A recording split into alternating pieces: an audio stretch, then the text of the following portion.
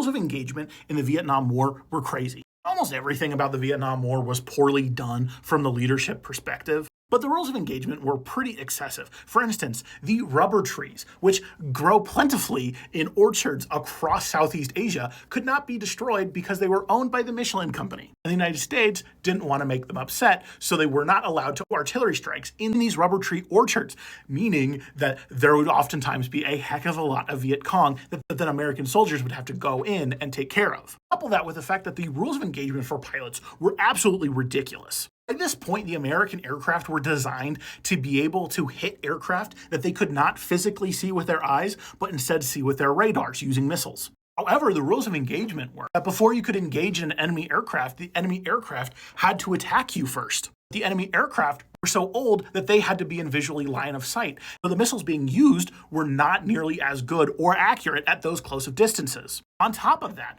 Operation Rolling Thunder and many of the other operations specifically done by LBJ were done so poorly. Oftentimes, the anti-aircraft missiles launched from the North Vietnamese were not allowed to be attacked because there was Russians who were actually the ones operating them, and they didn't want to make the Russians mad, meaning that they knew that they were going to have a certain number of American pilots shot down by these missiles. Even later on, when they allowed for the wild weasels to be able to directly target them, there were still all kinds of crazy rules of engagement around that.